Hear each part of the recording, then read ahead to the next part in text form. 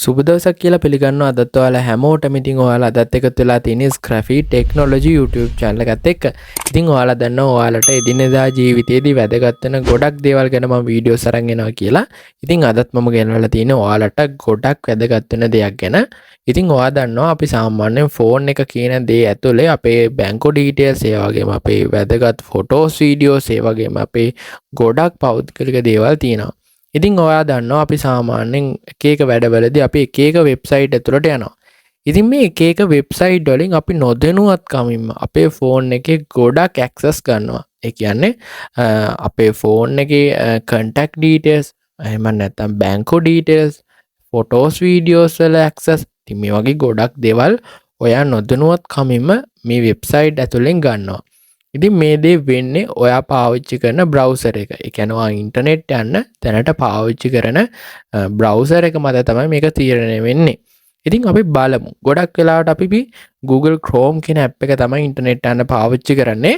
ඉතින් මේ Google Chrome එකෙන් අපිට settings කිහිපයක් හදාගන්න පුළුවන් අපේ පෞද්ගලික තොරතුරු එළියට යන්න දෙන්නේ නැති වෙන්න. ඉතින් ඔයා දැනගෙන ඉන්න ඕනිම settings කිහිපයක් තමයි මේ ටික. මොකද මේ දේවල් දැනන් හිටියොත් ඔයාට පුළුවන් ඔයාගේ ආරක්ෂාව හරියටම තහවුරු කරගෙන ඉන්ටර්නෙට් එකට යන්න. ඉතින් ඔයාගේ අවශ්‍යතාවවලදී එක වැඩ කටයුතු කරගද්දී ඔයාට මේ settings on කරගෙන තියාගන්න එක ගොඩක් වැදගත් වෙයි කියලා මං හිතනවා. හරි. මුලින්ම අපි මේ වැඩේ කරගන්න ඔයා යන්න ඕනේ ඔයාගේ ඉන්ටර්නෙට් යන බ්‍රවුසර් එකට. ඒ කියන්නේ මම දැන් අද කියලා දෙන්න යන්නේ Google Chrome එකෙන් මේ වැඩේ කරන්නේ කොහොමද කියලා. මං හිතනවා ගොඩක් දෙනෙක්ගේ ෆෝන් එකේ මේ Google Chrome කියන app එක ඇති කියලා. හරි. මේ විදිහට මම දැන් Google Chrome app එක open කරගන්නවා. මේ app එකේ ඔයාට බලා ගන්න පුළුවන් උඩ තියෙනවා dot තුනක්. උඩම තමයි බලා ගන්න පුළුවන් ඉන්නේ.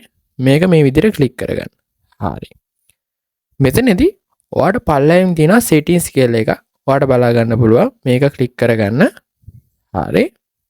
ඊළාට මේ වගේ තැනකට එනවා. මෙතනදී පොඩ්ඩක් ඔයා මේ විදිහට පහළට යන්න. හරි. මේ විදිහට පහළට ගියාට පස්සේ ඔයාට බලා ගන්න පුළුවන් privacy and security කියලා setting එකක් තියෙනවා. ඉතින් ඔයා මෙන්න මේක උඩ එකපාරක් ක්ලික් කරගන්න. හරි. ඊළඟට තව චුට්ටක් මේ විදිහට පල්ලයට ආවට පස්සේ ඔයාට බලා ගන්න පුළුවන් access payment method කියලා එකකට මේ විදිහට ටික් එකක් වැටලා තියෙනවා. හරි. ඉතින් ඔයාගේ මෙහෙම වැටලා තියෙනවා නම් අනිවාර්යයෙන්ම මෙන්න මේක මේ විදිහට off කරගන්න. හරි.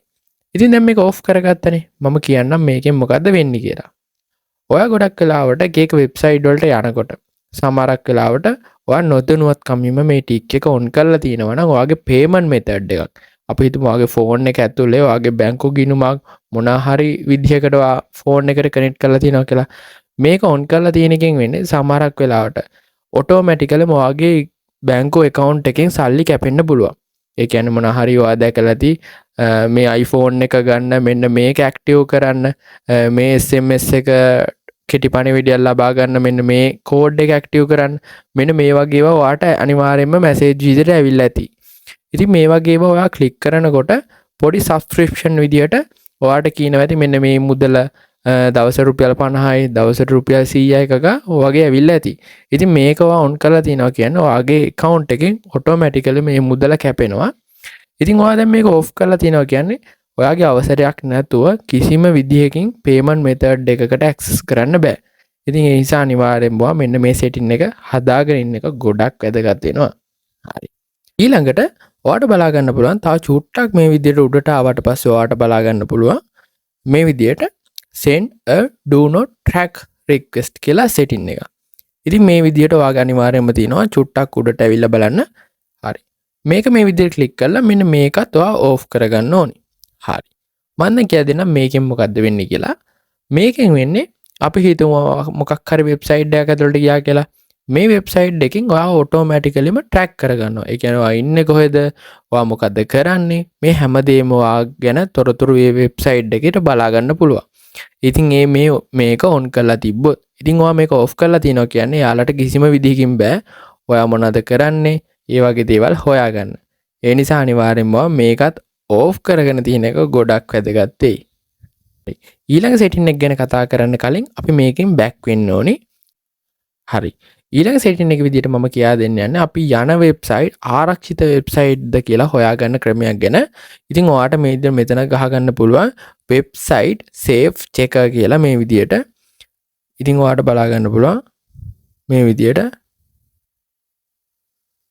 save checker කියලා මේ විදියට ගහුවට පස්සේ ඔයාට මේ විදියට වෙබ්සයිට් එකක් උඩින් එනවා බලා ගන්න පුළුවන්. ඉතින් ඔයාට කරන්න තියෙන්නේ මෙන්න මෙතනදී human verification එකක් ඉල්ලන ඔයාලා මේක මේ විදියට දෙන්න. හරි.